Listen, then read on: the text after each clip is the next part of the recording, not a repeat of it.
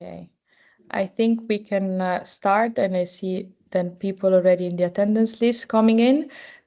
Good morning, everyone. It's a pleasure to be all together. My name is Annalisa Vallone. I represent Cooperatives Europe as International Development Coordinator, and we're here gathered today with 6 wonderful speakers who will walk us through the second dialogue on our Human Rights Economy series.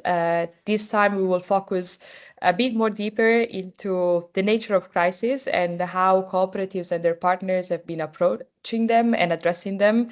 It's also an opportunity to self-reflect on each other's approach and learn from each other and standing challenges and how to better work together.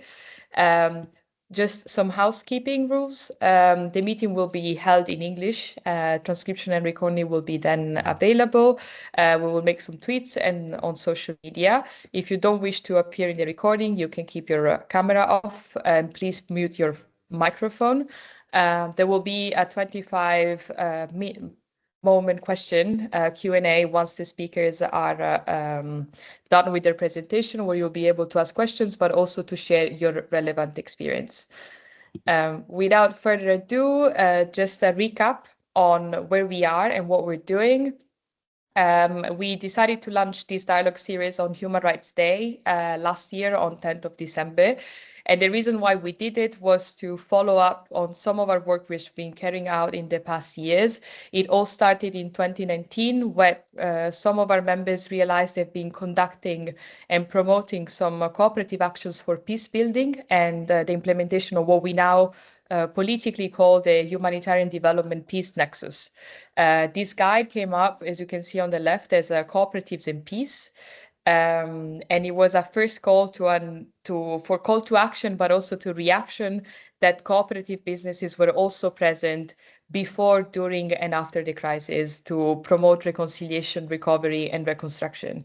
On a second moment last year, in occasion of the Ukraine Recovery Conference, the fourth one happening in Rome, we organized a side event focusing on Ukraine and specifically on the agricultural sector, and to try and kickstart discussion of why cooperatives should be included in the reconstruction and recovery process, what they can bring from a societal and also economic perspective.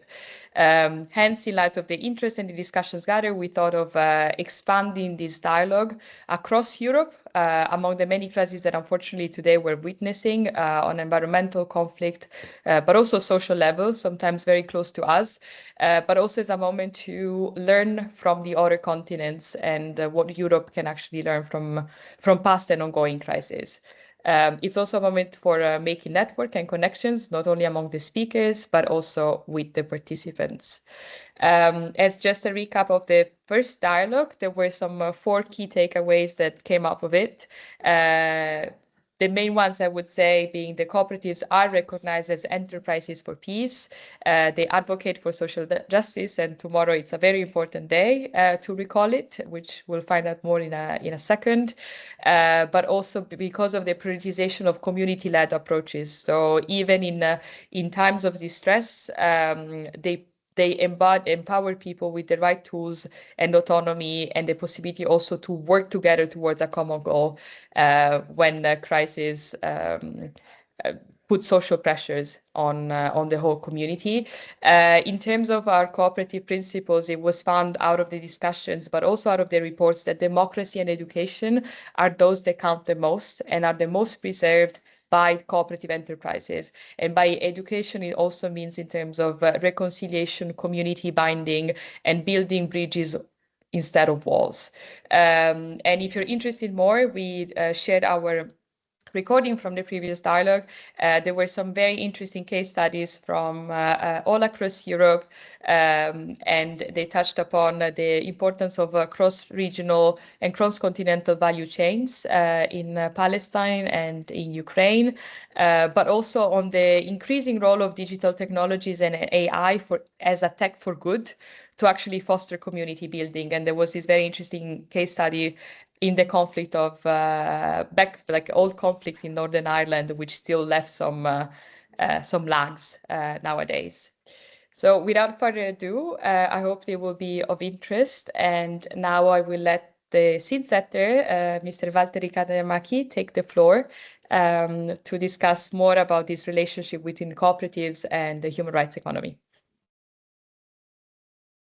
Thank you very much, Anna-Liisa, and good afternoon, everyone. And thank you to Cooperatives Europe for the invitation to join this second session of the Dialogue on Cooperation in Advancing a Human Rights Economy in a Crisis.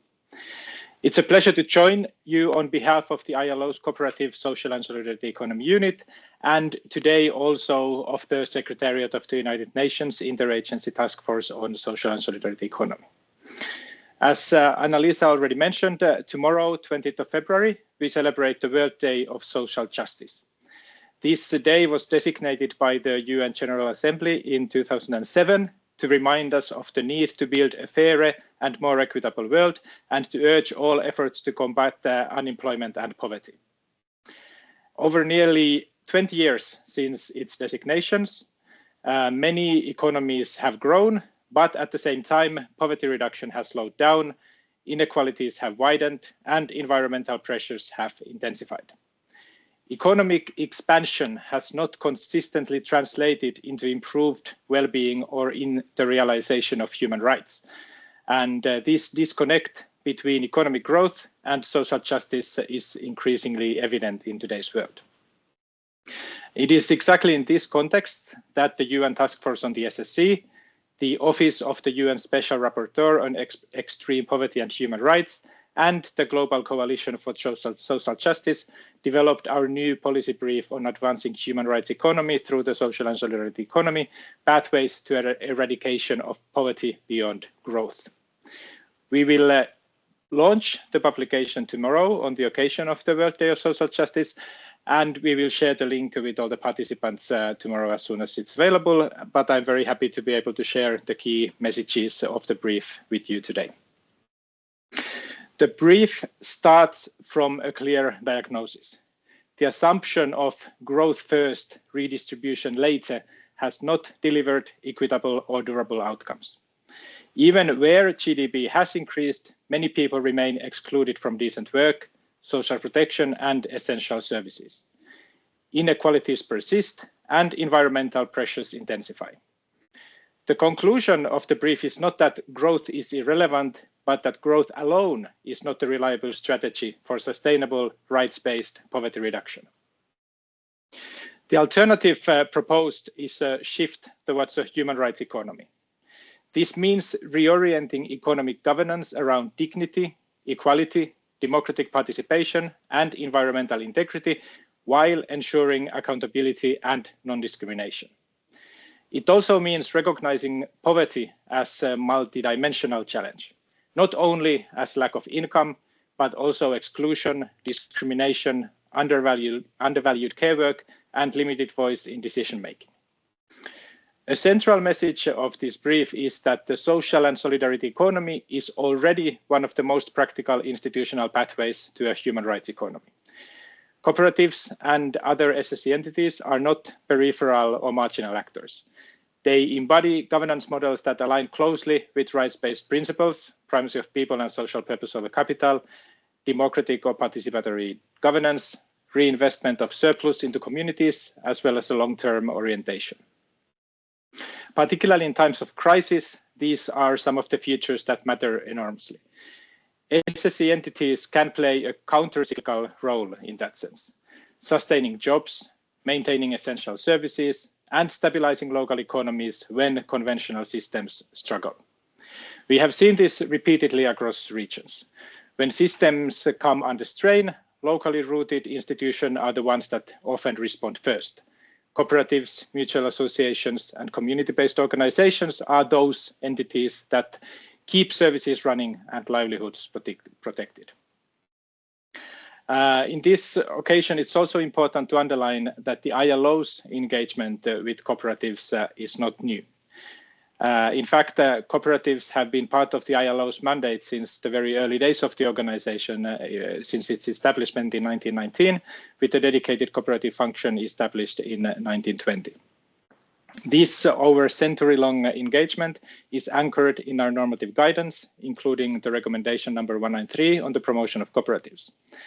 What is maybe with different and promising today is the level of political recognition and the scale of opportunity that we are seeing around this topic. Within the ILO, the 2022 resolution concerning decent work and the social and solidarity economy, reinforced by an accompanying strategy and action plan, provides a renewed strategic direction and structured follow-up. At the UN level, the General Assembly has recognized the contributions of the SSC to sustainable development into recent resolutions. The role of the ILO at the moment is to translate this momentum into practice through guidance, through stronger evidence and statistics, and through practical tools that help countries develop pathways that are aligned with national priorities and that are anchored in decent work principles. The new brief that will be published tomorrow is equally clear that institutional recognition should translate into enabling environments.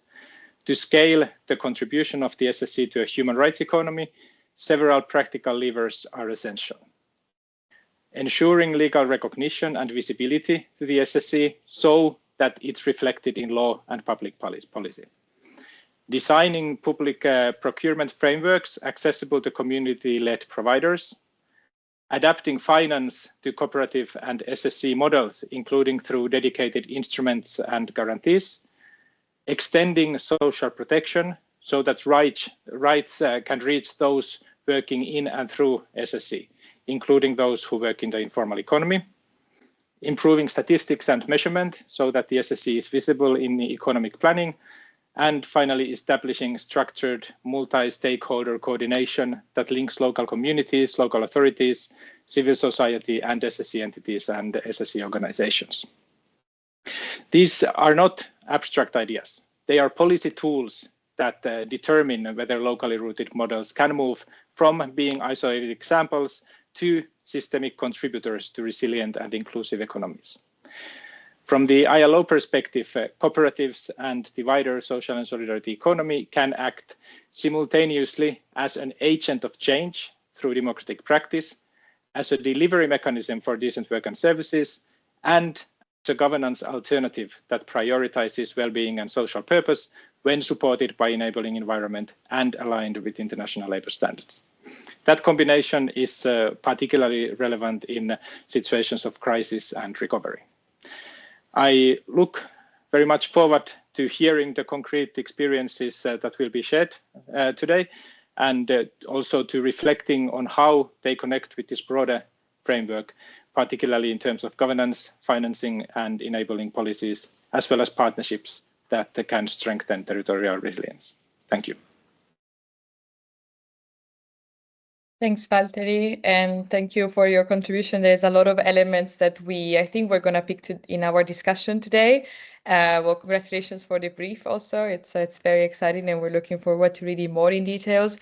I would start from the last recommendation that you put because it's something we're trying to do today. You mentioned local authorities, you mentioned social economy entities, and you mentioned institutions that we have, starting with the UN, and we have all these entities today to discuss all together. So it's interesting that we are trying to implement already some of the recommendations, and in terms of legal recognition as at Cooperatives Europe and together with the all regions from all continents and the ICA, we are committed also to legal framework analysis to improve the legal recognition of cooperatives at national and then for comparative levels.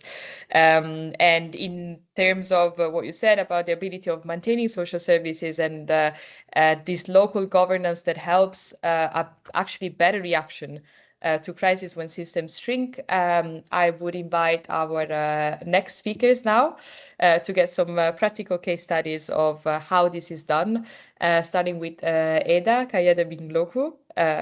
Sorry, Eda, I never know how to pronounce your family name correctly.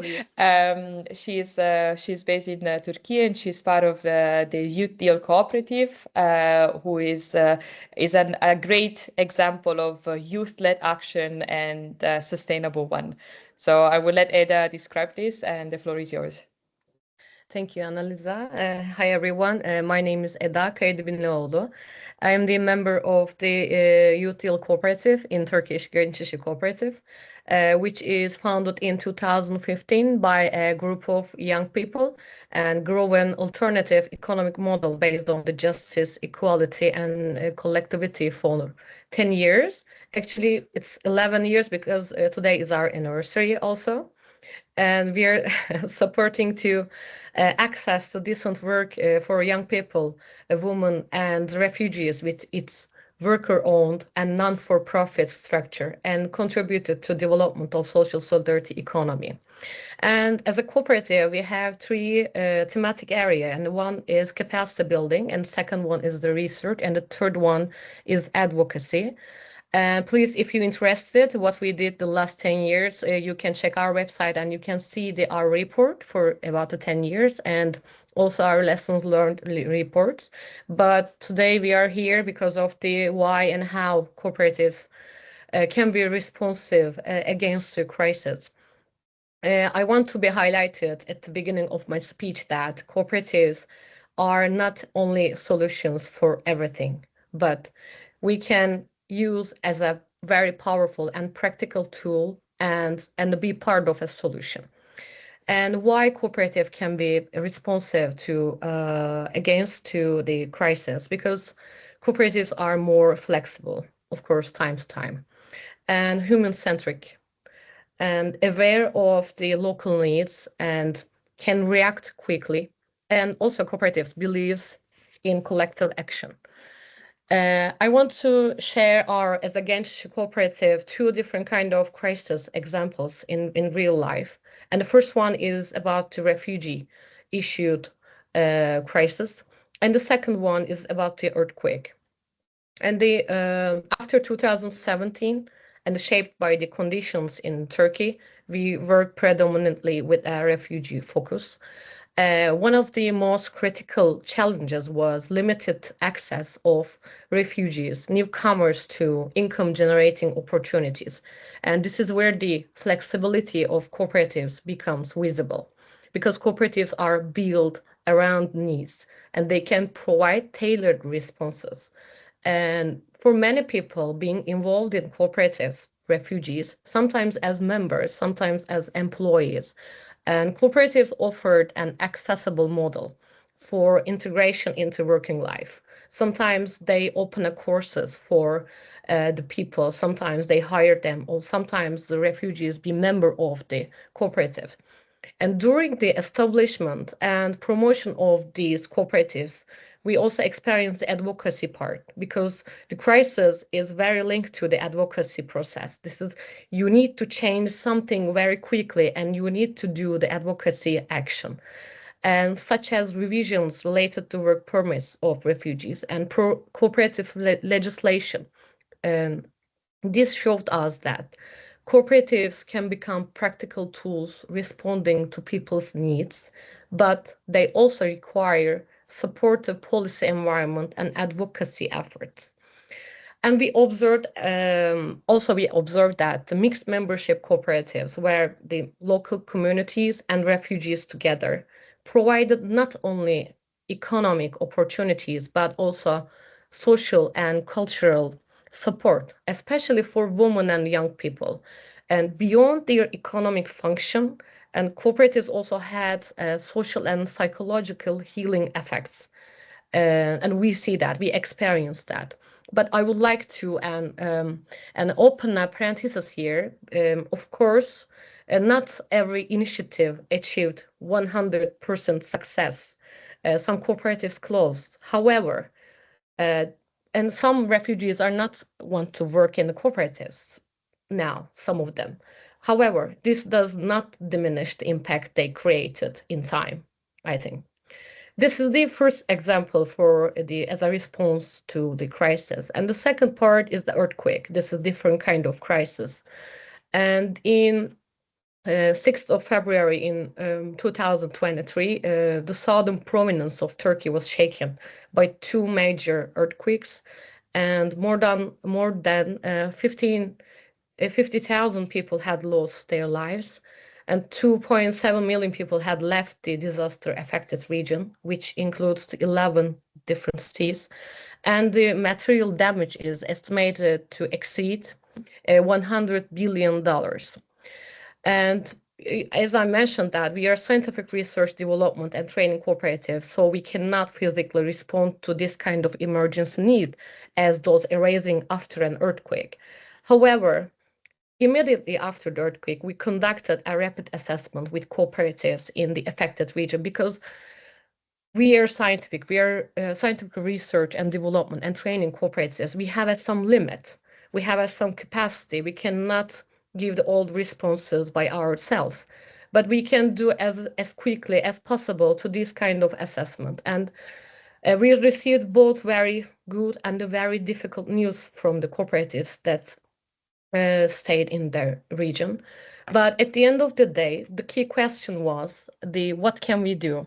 And we mean that not the youth deal cooperative. We mean that the other cooperatives, the other networks, the individuals.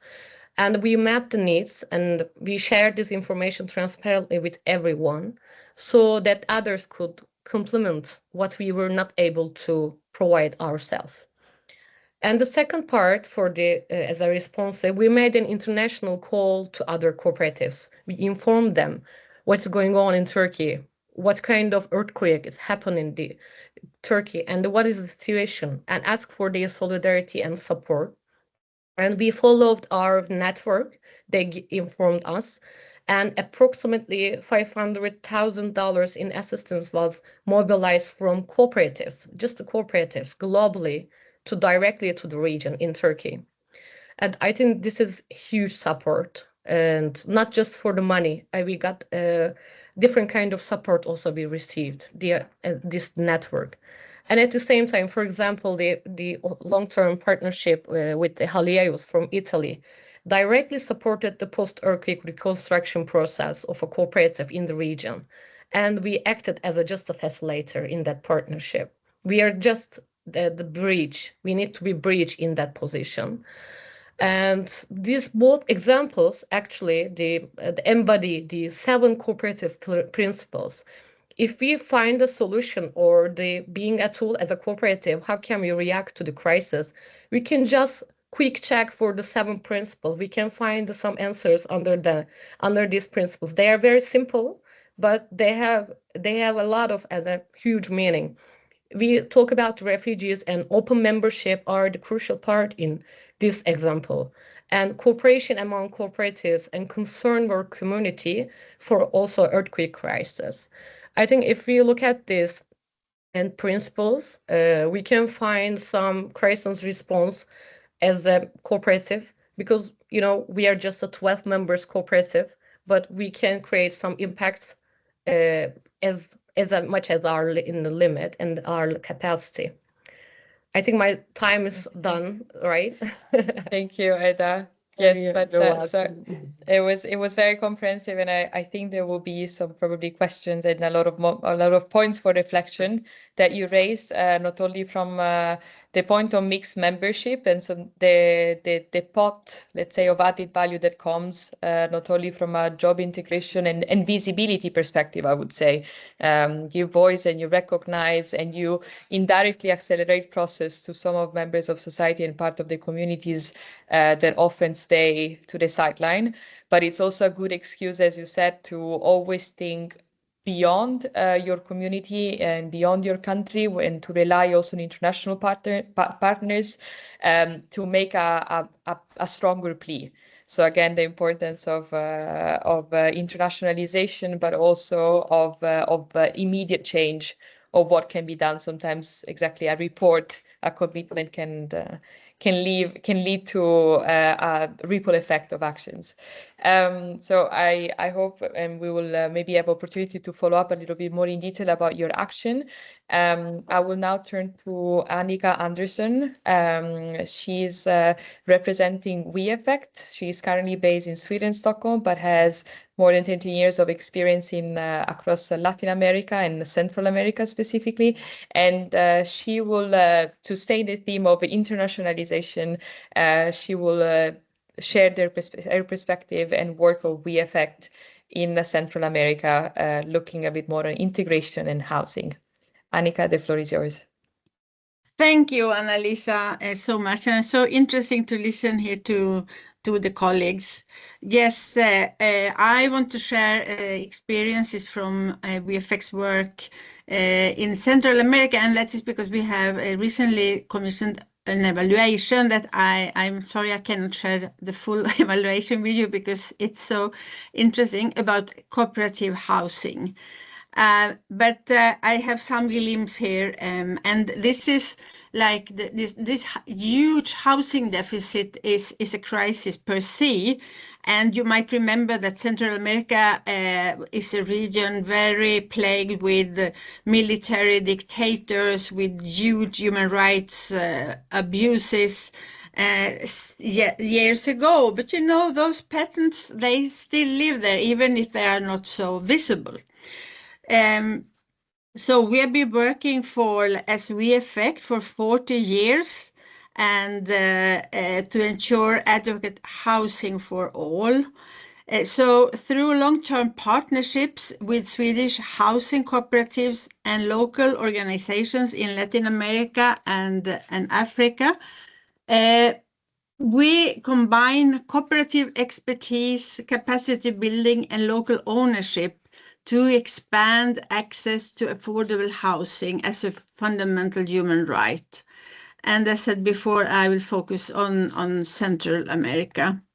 So our approach to housing, to cooperative housing, is to support the growth of self-managed cooperative housing associations that organize, plan, build, and manage their homes collectively. And this is really a cornerstone, the self-management, the ownership of the local cooperatives, providing education, technical support, also very important, and advocacy, as has already been said here, alongside practical housing solutions. So while approaches vary by country and region, and this is another cornerstone, the flexibility, not like impose a model top down, but adapt to local conditions and persons, of course. Cooperative processes such as democratic governance, mutual support, and shared resource pooling are central. So our central approaches include women in the forefront. So we place, and not only we affect places, but the women themselves place the emphasis on women's leadership and economic empowerment, supporting women's equal rights to land, finance, and participation in decision making within cooperatives. And linking housing work to care economy, this is a lesson learned, the importance of the care approach that not only permit women to participate, but also contributes to a change of social norms, making also men assume responsibility for this normally unpaid work that limit women's participation. So this means that almost 70% of housing cooperative members in Central America are women, because they really find this useful for their lives. So, and then leadership development. So training for cooperative leaders fosters democratic governance, transparency, and organizational resilience. Mutual aid mechanisms enable communities to pool skills and resources. And this, thinking of what you said before, Eda, this was visible during COVID-19, that the cooperatives, they were better off than other population segments. So the financial and construction capacity within partner cooperatives is also enhanced in the leadership development. And then the policy development. Achieving adequate housing also involves influencing legal frameworks, financial mechanisms, and land rights policies. So we support partner organizations to engage in structured policy dialogue with local and national authorities.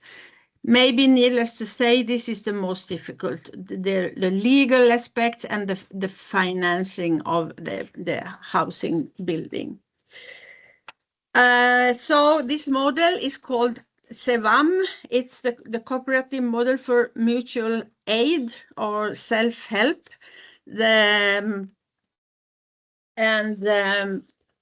So it supports affordable, climate resilient housing. This is also something that has been evolving to, for instance, use local materials that are more climate smart, with integrated livelihoods and community infrastructure, important aspects. Okay, our most no, I will say like this. The central components of the CEVAM, maybe repeating here a bit, but it's a self-management that as like a citizenship school, a democracy school, the mutual help from members, combining the people from the cooperative working with qualified workers, the collective property. And this is what it's very appreciated by women, because they say, no one, if my husband wants to divorce, he cannot throw me out from the house, he cannot sell the house or take a loan. And that gives security. And then the technical assistance is crucial as well. Some important lessons learned. So build organizations first and then houses. So when the cooperatives invest in governance, transparency, and member accountability, housing outcomes are sustainable. If this institution organization is weak, it's difficult to have lasting results. 2, policy engagement is critical for scale. The strongest progress happens when housing groups influence municipal planning, land allocation, and housing regulation. 3, change takes time, but time pays off. The long-term engagement, and this is not only for housing cooperative, this is development cooperation overall, the long-term commitment builds trust with municipalities, financial actors, and communities. And this is not achievable in the frame of short-term project cycles. Sustainability depends on inclusion and women's leadership, as was said before. It's not just a principle, it drives cohesion, financial discipline, and organizational resilience. And the last lesson learned is investing in intermediary structure that is strategic. So to say, in, for instance, El Salvador, we have a partner, Fundasal, that is like second floor, and that is of course more effective than focusing on each and every local cooperative. It allows standardization of practices, professionalization of technical assistance, and consolidation of the cooperative movement's autonomy. So I would like to finish, if it's possible still, just saying that we are now building a program together with the Swedish Housing Cooperative Federations, HSB and Riksbyggen. So in this partnership, WeEffect is in charge of coordination and implementation, while HSB and Riksbyggen contribute networks, technical expertise, and advocacy to support community-led solutions for affordable adequate housing worldwide. And my last words is that we are now presenting or going to present 3 proposals for funding, trying to combine the inclusion with HSB and local partners in 3. One of them is in the frame of Global Gateway for Guatemala. So I stop there. Thank you. Thank you, Annika, and thank you for structuring your intervention from what and the link, especially between what you do at Swedish level and how to try to internationalize it, but also gathering lessons from Central America. I was very intrigued also about your focus, especially on the women-led approaches, and to to implement an ecosystem approach as well, that doesn't look just at the housing as such or the business model as such, but looks at the development path of that specific country, at the legal framework, at the adequate financing instruments, but also at formal workers and municipalities, and the importance of building trust among local institutions.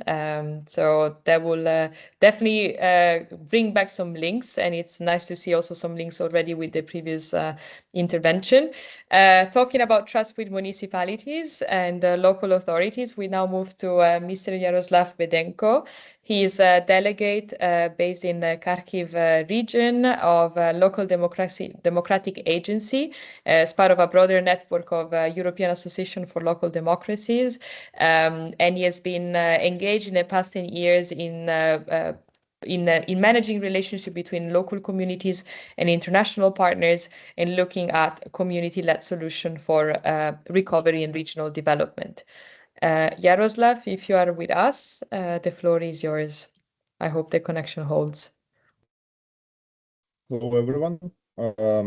Glad to be here, and it's my first experience in such a way as moderator or organizer, but as part of something big. So sorry for my nervous a bit.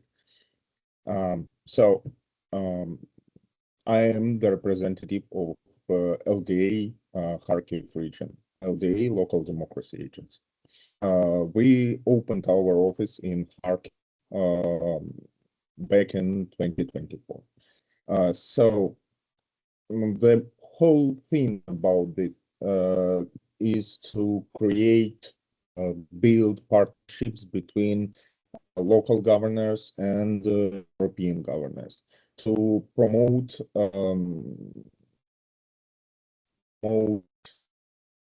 community resilience, youth leadership, and other stuff. As you may know, we had an event like on 23rd of December, where we were talking with Urban Coalition and governors of our region.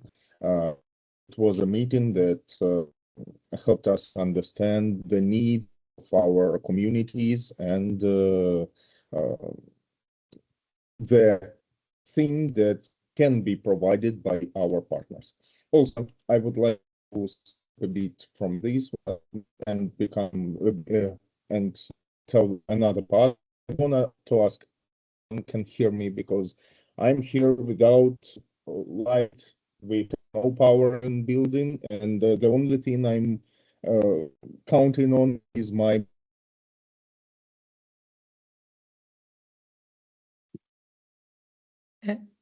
Yaroslav, I think we lost you. The connection doesn't hold too well. Can you hear us?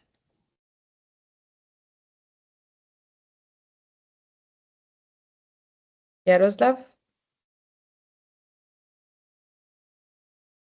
Yeah, I was informed that he has some connectivity issues because of the current situation in Kharkiv, and they're on a very energy efficient mode and do not have at all stable connection. Let's see if he comes back. I'm in touch with him separately. Maybe in the meantime, Giacomo, I can lead the floor to you as our other partner and representative of the social economy with cooperatives, but not only. You represent from the Foundation Messina as a Secretary General, and you will again link to what also Annika has been discussing about, and Eda as well, in terms of ecosystem development and the different elements to take into account. So I'll leave the floor to you. In the meantime, let's see if we can get Yaroslav back. Thank you. Thanks. Perfect. So good afternoon, everyone. Indeed, I'm Giacomo Pinafo. I represent the Messina Foundation, which is a non-for-profit community foundation based in Sicily. And the foundation itself has been created with the objective to design and implement structural development policies capable of addressing the complexity and multidimensionality of poverty and inequality of the local context. So Here, let's say I can connect easily with what has been said before concerning the necessity for an ecosystemic approach. We do this because, well, in Sicily, as some of you may know, we have a difficult context, meaning that it has always been listed among the less developed regions in the EU according to the cohesion policy. So the cooperative approach, even if we are a foundation from a legal point of view, the cooperative approach is the engine of our activity. And both at the beginning, because we were created by a diversified group of social economy actors, including cooperatives, and also nowadays the foundation is leading a wide social economy cluster registered at the European level, and it's composed of foundations, associations, research centers, social enterprises, including cooperatives also. Many of them have actually been created by the same foundation. And the cluster itself is covering several fields, several sectors. So research, technological research, finance, urban regeneration, education, culture, and so on. So by leading the cluster, we are capable of indeed designing and implementing an ecosystemic approach by creating fruitful interconnections across the different sectors and organizations, being able, therefore, to implement such a diversified, let's say, policies, development policies. So I'll talk about a specific example today, focusing on the word crisis. I'm talking about a different kind of crisis, the century-old housing emergency in Messina. So also I'm here again repeating the issue of housing. But indeed, this is an historical crisis, let's say, because for thousands of people in the city of Messina, the crisis has been a structural state of exclusion that began with the earthquake that destroyed the city back in 1908. So the shanty towns of Messina are dated, started, let's say, back at that time and have persisted for over 110 years. So over 2,000 families are actually living in these informal settlements, which are precarious dwellings with roofs made with asbestos, no sewage systems, severe environmental and health risk. And so we're not talking about just the lack of decent housing, but clearly is a crisis of fundamental rights in general. Here, just to give a number, residents face life expectancies which are 5 to 7 years below the city average. So it's a clear context of so-called poverty trap, where people have lost their ability even to dream about a possible different future in life. So in this context, we launched the capacity program, which is an ecosystemic policy based on the capability approach developed by Professor Amartya Sen, Nobel Prize Amartya Sen, integrating the different dimensions: housing, work, knowledge, social relations, and so on. So indeed, instead of providing a top-down solution, let's say, on a single life dimension, the focus was on expanding the opportunities for those people, for the beneficiary people, on the different life dimensions, offering them, above all, the capacity to choose among the different options created by the ecosystem, and supporting them in making the choice, the right choice for them. So the focus is not just on the provision of a technical solutions, but on strengthening the agency of those beneficiaries.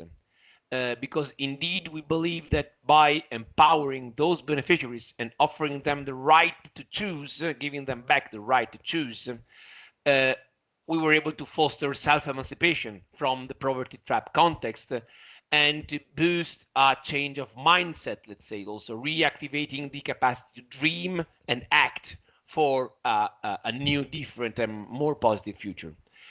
And within this ecosystemic policy, obviously the cooperative approach has been at the core. The whole project has been designed engaging the cluster and therefore several different actors, including also the public actors, The organizations themselves, therefore, also taking care of the implementation, many of them were cooperatives. So, for instance, the organization taking care of the social mediation services with all the different beneficiaries was a cooperative.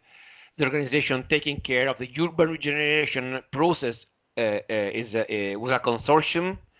And the whole also financial system designed to support the program implementation was essentially cooperative, because we engaged a cooperative bank, Banca Popolare Etica, which is an Italian cooperative bank fully dedicated to the social economy. And we also created, as foundation, a dedicated microfinance institution needed to provide financial services to the unbankable, to those beneficiaries. And this microfinance institution is a cooperative, it's still existing and is a cooperative.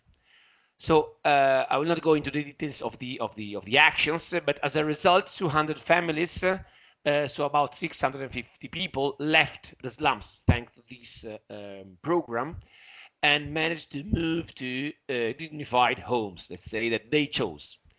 And in addition to this, the area that has been regenerated, that once hosted the slums, the shantytown, about 24,000 square meters, has been transformed into a demo site for sustainable living technologies. And most of the area indeed has been converted into a public park. And then 6 housing units have been built using green building technologies, and they host common services, so a nursery, a library, and 4 houses for disadvantaged families. And the whole site now is a demo site for several European Horizon projects focused on the development of technologies for sustainable living, and above all renewable energy communities. So the design development of sustainable renewable energy communities, which take into consideration also the social dimension of members of those communities. So overall, I mean, to conclude, we believe that indeed, as has also been said before, addressing the complexity of modern crisis requires indeed moving beyond the fragmented and one-off interventions toward a cooperative approach, an ecosystemic approach, where we need to break down the traditional silos that still separate functions and organizations of finance, scientific research, urban planning, and so on.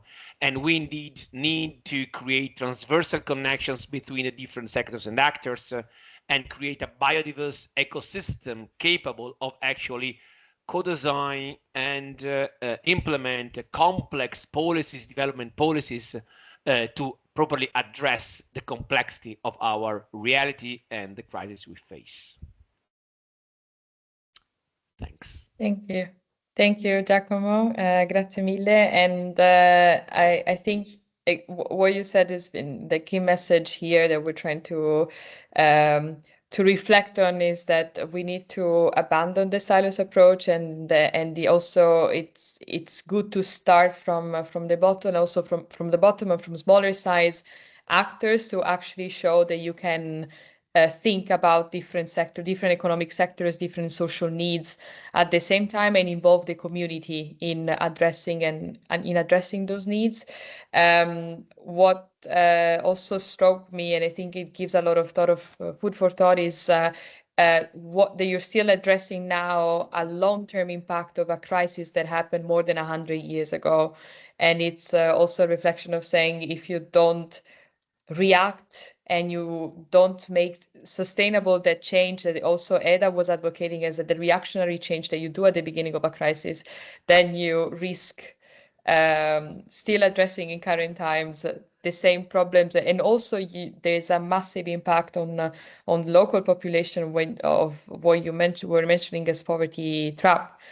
We talk also, Valtteri mentioned multidimensional poverty comes back here. It's not just economic poverty, but it's a food poverty, it's a housing poverty, it's energy poverty, which is then a compound of crises that just come back. So I think I see at least a lot of links right now in terms also of enabling environment and what potentially community action can trigger to change the environment, but of course the two need to influence each other. Yaroslav, are you back with us? I see your hand. Can you hear us?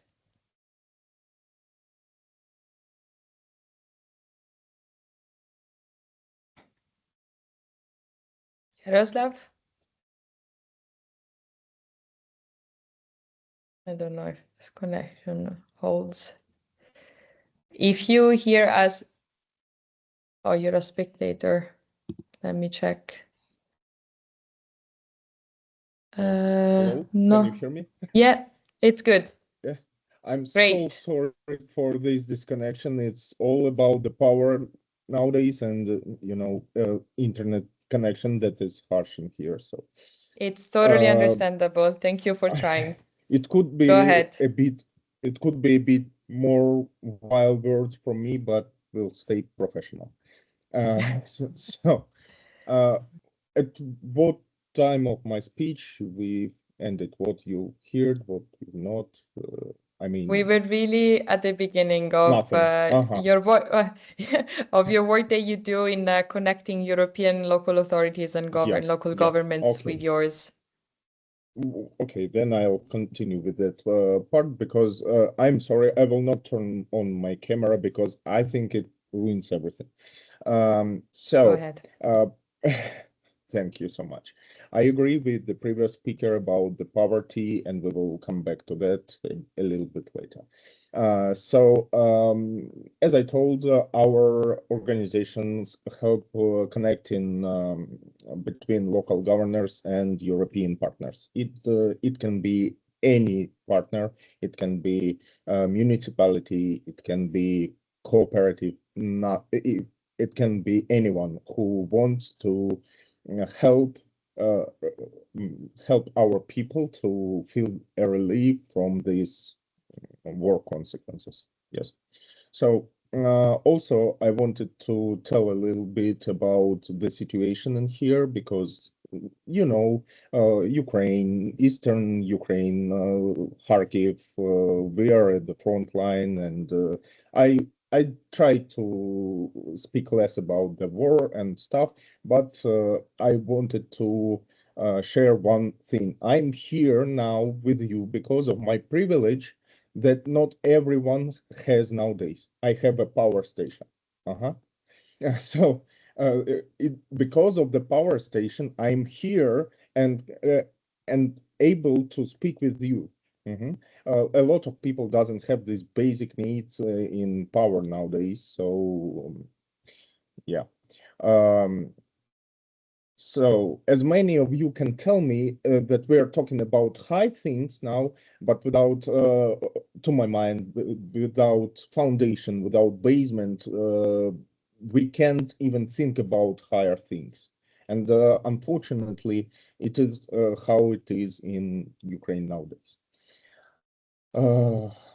So, as for me, I'm trying to think here and there about theoretical and practical parts about cooperatives and stuff. And I wanna tell a little bit. I want to dive deep, take a glimpse into a history. I'm sorry for my speech. I'm nervous. Once again, I'm sorry. I want to have a glimpse in the history. So back in the day, there was a big country that my land was part of.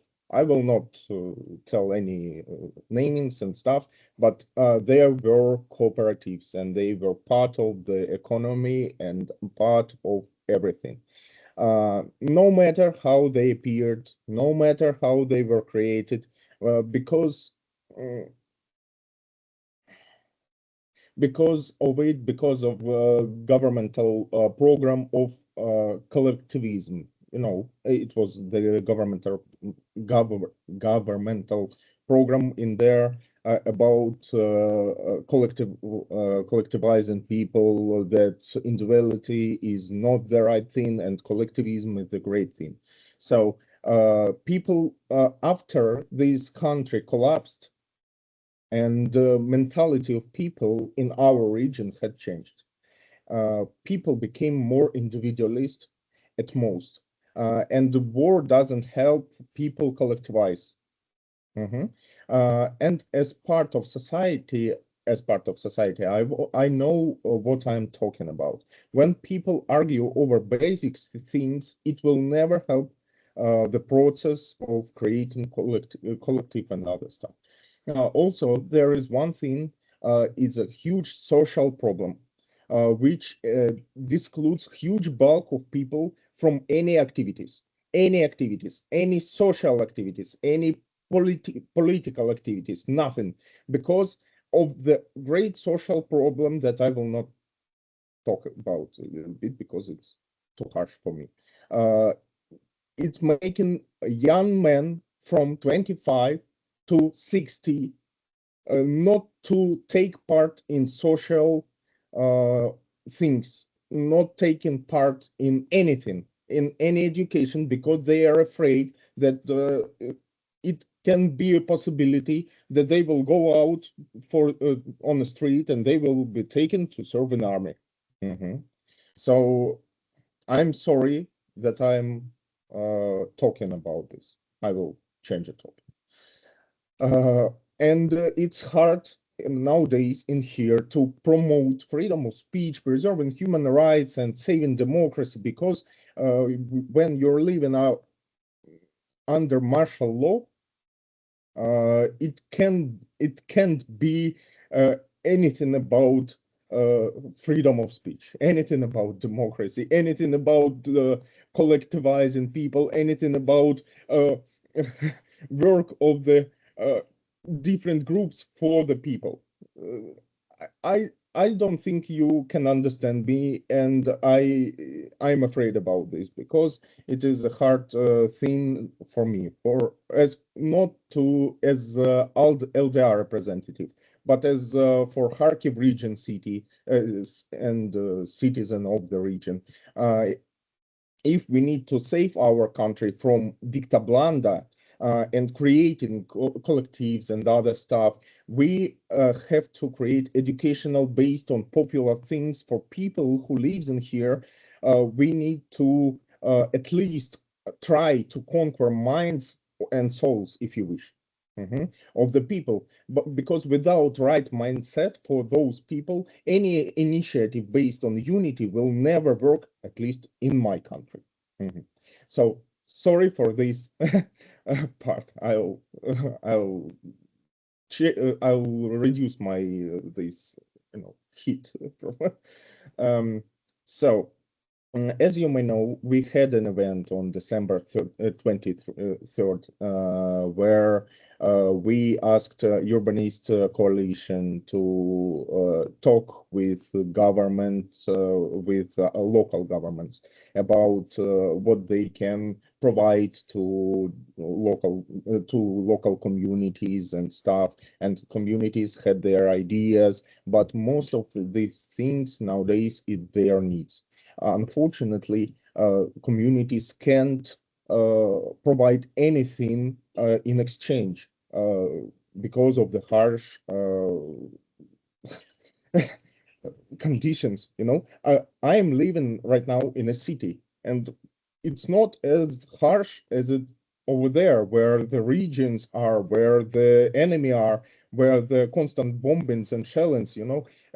So these communities can't provide anything, and they are like begging for help, but they cannot work with this help because anyone who comes here, of course, he need something in return, or have some ideas that are not how to say sorry for being emotional, that are not helping for this Romada. For example, if you have nothing to eat and people coming to you and telling you about it would be great for you to learn how to build a house, it will not work. So unfortunately, it is a huge social problem. It is a huge war problem in our region, and we have to deal with this basic stuff, making it better for the society to feel at least a relief. I hope you understand me, but I think that better you don't need to feel it. Okay, so because of stuff. Yeah. Sorry for my speech. Coming back to the cooperatives. Cooperatives can be a huge relief in here. I will close my speech soon. Can be huge relief in here, reducing this social anxiety about different stuff. It can be collective cooperative, creating cooperative on basic needs, on the food stuff and other stuff. At least I hope so, that it will help. And as for me, I think that making new ties with foreign partners, with foreign cooperatives, with foreign anyone who can provide help or experience, even experience. It's a great deal that we have to at least move forward to it. So I'm sorry for my speech if it was harsh, if it was not polished, if it was without cutting corners, without other stuff. I hope that these initiatives about the cooperatives will help my land to recover from suffering of the war and other consequences that happened with us. And also, I'm sorry a little bit. Can I ask for you, Annalisa, if it's possible to provide other speakers links or something, if I could connect with them, not to ask something, but at least to talk about stuff, if it's possible. Thank you so much. Of course. Once again, I'm sorry for my speech. No. Sorry.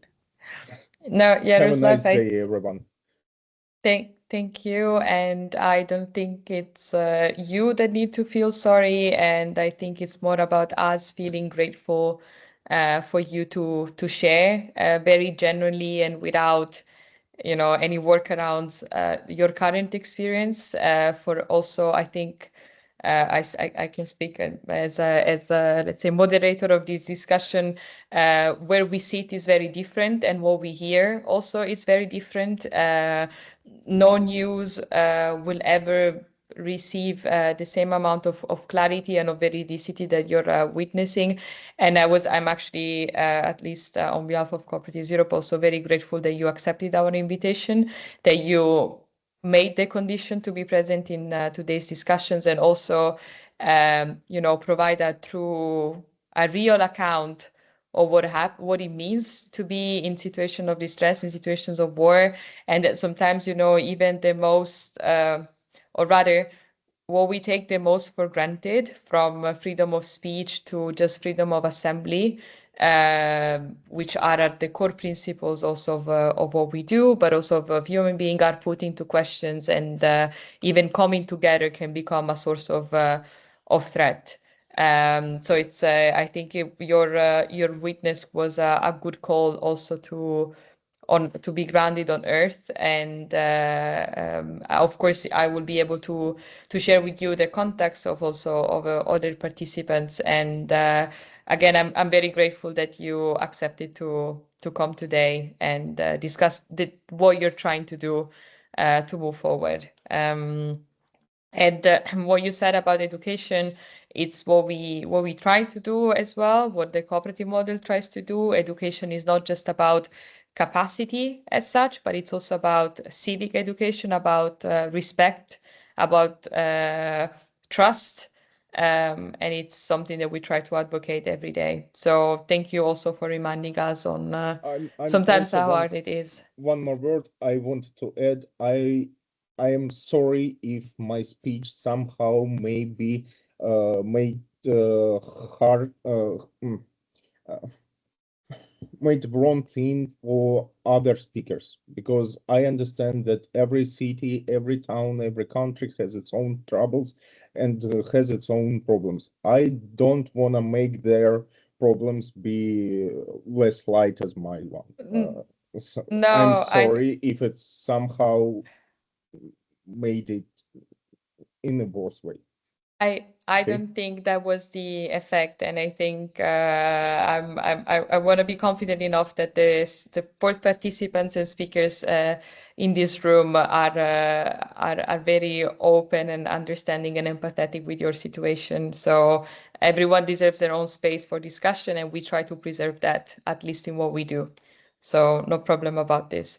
I'm sorry, I need to move forward, not to be, and I apologize this time for needing to cut this, but we need to move forward also for the sake of time and for the Q&A session. Of course, this is also the moment for the speakers and partners to come in.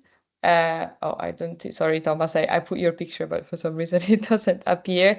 But I thank all the participants, all the speakers first. We will now move to the Q&A. We have around 15 minutes just to leave some time for closing.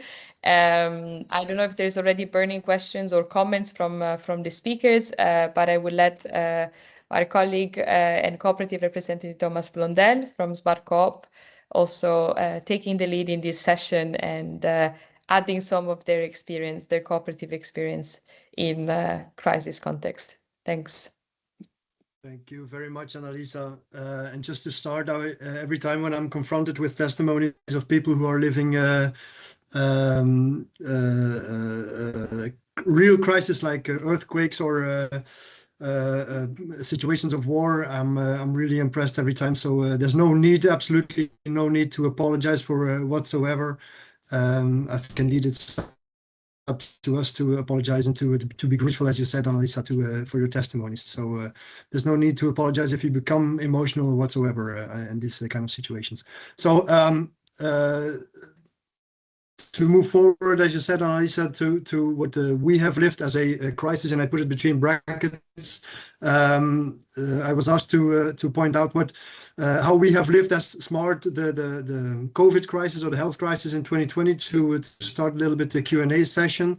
So for the people who don't know, Smart is a Belgian cooperative of around 40,000 freelancers who use the structure, the cooperative, to organize their work and to get paid as a salaried worker. So it's some form of alternative for the common individual entrepreneurship. People send invoices via the shared structure and become an employee and organize their economic work, their work via this shared structure. And it allows us as a shared structure to set up supportive services like economic support, financial follow-up, educational programs, and so on for the members.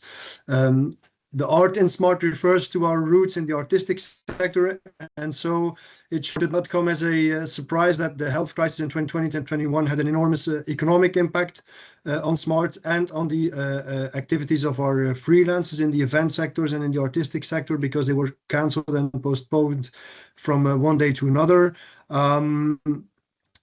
How to say, it had a huge impact on their daily routines, let's say, but also on Smart as an overarching structure in general. Some freelancers were entitled to unemployment fees, or the unemployment fees as a safety net.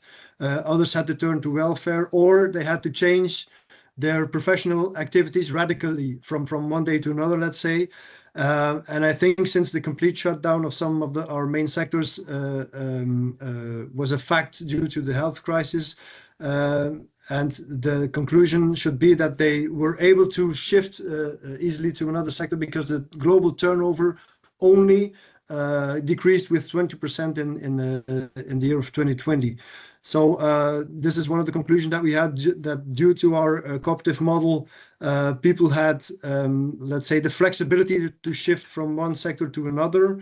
But also within the cooperative model, we had to be flexible. We had to reorganize our supportive structures, be very specific on what should be the priority of structure of services and what should be postponed, let's say. And despite all this aforementioned reactivity, we also have to acknowledge that both our members and our staff had a period of less income. But on top of the flexibility of both of our members and the structure, we were able to compensate, let's say, partially the loss of income due to two mechanisms. On the one hand, we benefited as an employer the measure of supportive measures of the federal government, but there was also we had also some financial reserves as a cooperative that we could use to overcome this challenging period. And so for a conclusion and to launch really then the Q&A, SMART was not able to help everyone in the way that we would have wanted it. So I guess there will always be individual members who will be righteously disappointed in the lack of support linked to the lack of means that we had on that period of time. But on the other hand, we saw that despite the amplitude of the crisis, the cooperative and the members survived pretty well thanks to two key elements: the flexibility of changing from one economic activity to another, and another element which is compensation, trying to compensate the loss of income due to solidarity mechanisms coming from the government and the use of our financial reserves that we have built up in the past. And so looking back on this period, the challenges were multiple. At the time, no one knew exactly how long the crisis was going to last. It was really complicated to estimate how far we could go in, for instance, using our reserves. Another element was that we had to allocate a limited number of means, which means that we had to decide on which type of service was to be maintained, which member was entitled to compensation, and so on. So we had to take very difficult decisions, and then maybe linked to our governance structure and to launch it as a first question in this Q&A.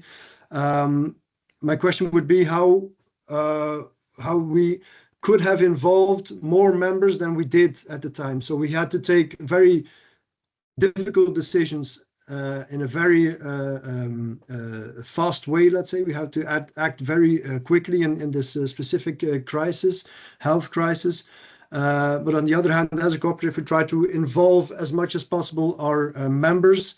But as you know, involvement of members and taking decisions with a lot of people, making time for debate, making time for considerations, it takes time. So how can we, as a cooperative, if we are facing a next crisis, let's say, how can we combine the fact of having to take decisions very quickly with trying to involve, on the other hand, our members? So this is one of maybe the considerations that I would like to make as a starter for this Q&A session.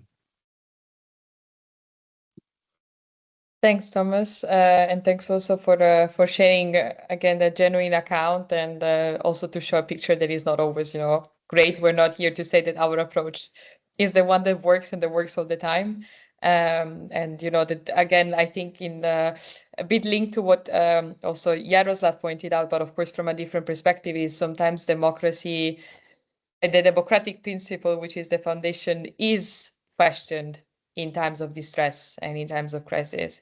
I don't know if there's any reaction among the panelists first, and also some question from the audience.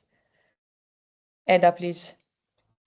I think Thomas has a question about the membership and how we are going to react and get a decision making much more easier or very, very quickly, right?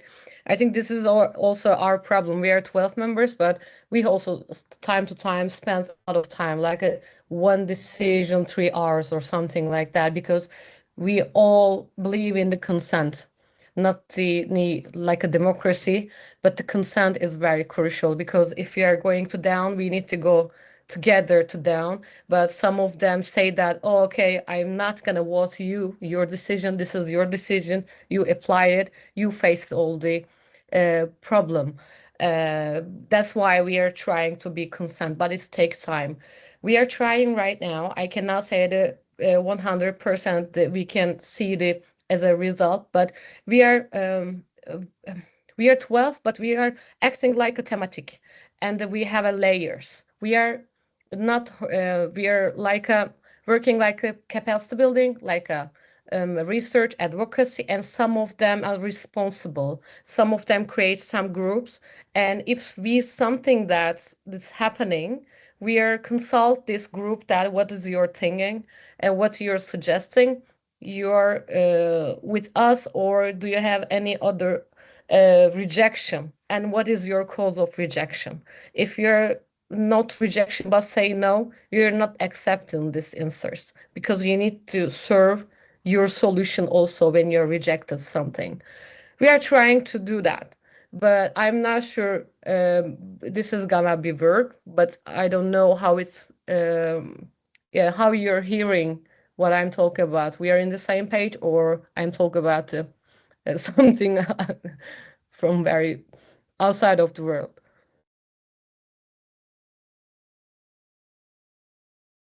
Thanks, Eda. Yaroslav, wanna come in? Can I try to answer to the question? Yes, of about course. this thing?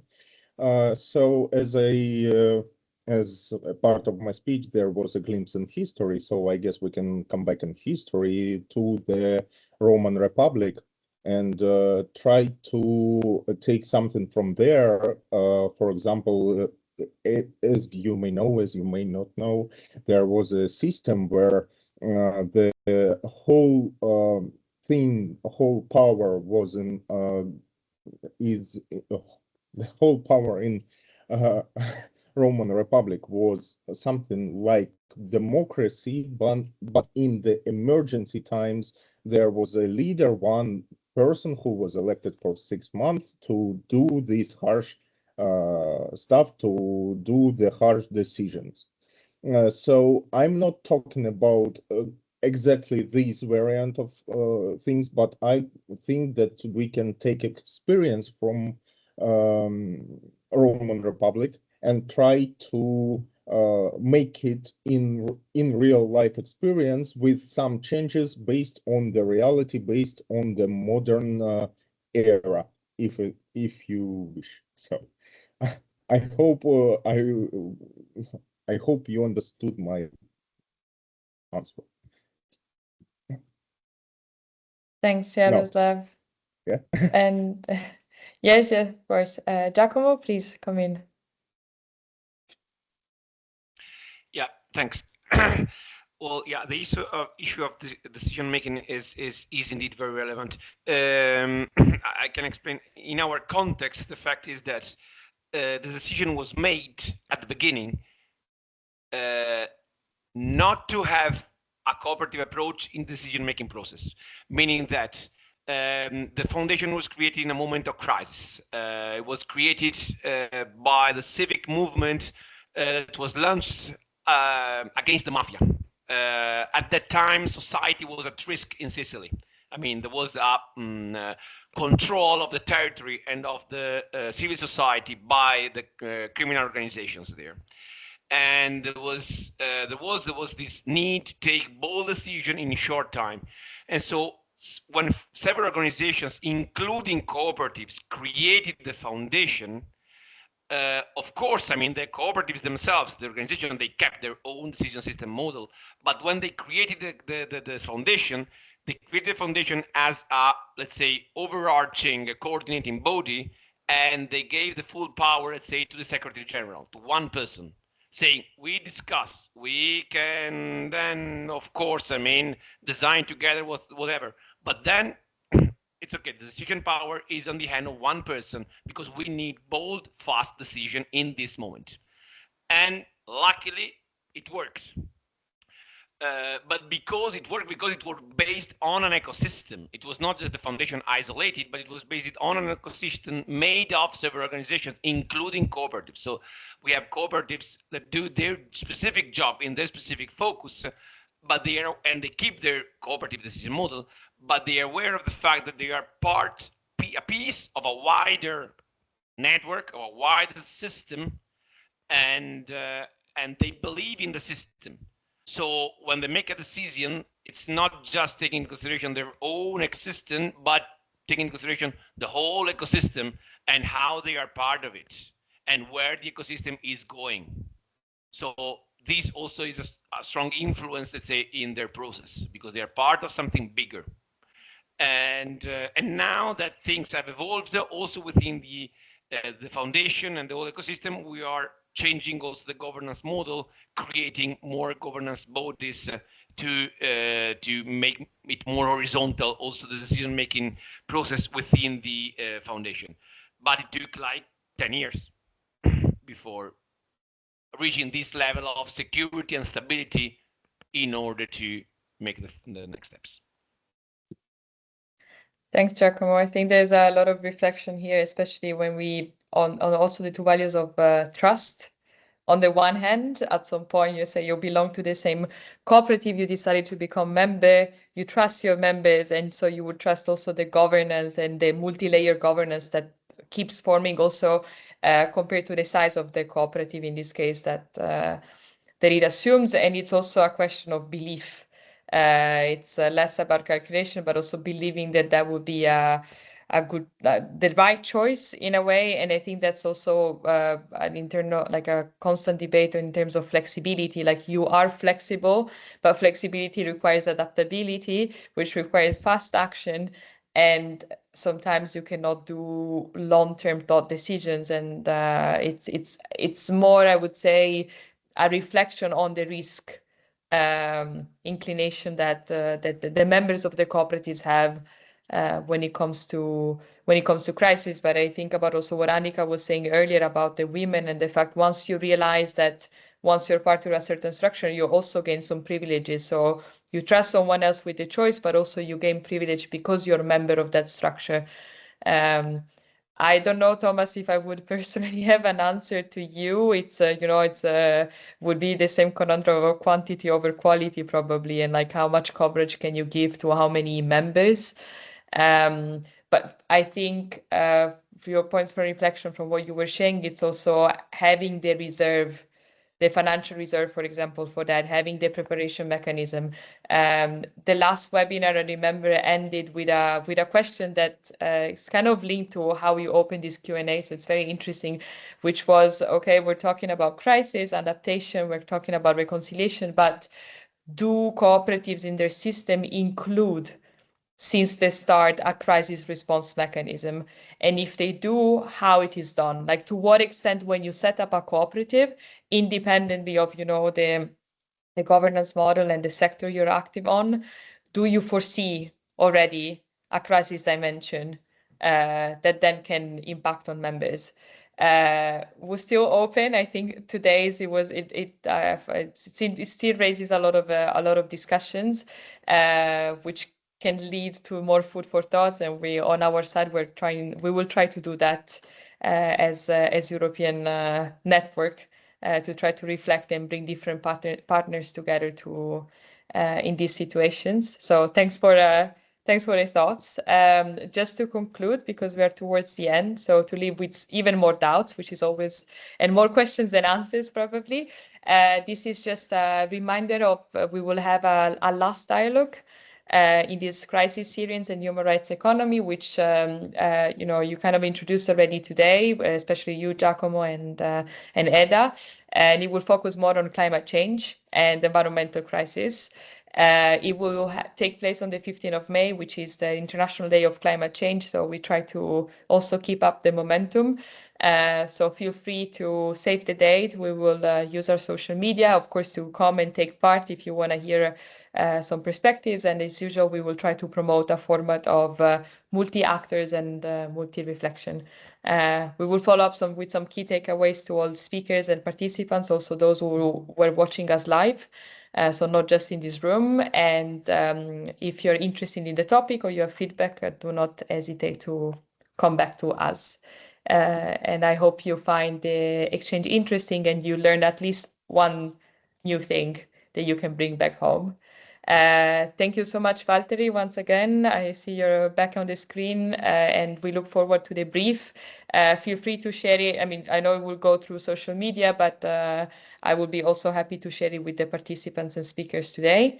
And we keep in touch. I hope it was interesting for you to come back with some case studies on the upcoming brief and how we can implement some of those recommendations. So thank you. I wish you a good weekend from now and see you at the next dialogue. Thank you. Bye-bye, everyone. Thanks. Nice to Bye-bye. see you. Thanks. Bye-bye. Bye-bye. Bye-bye. Yeah.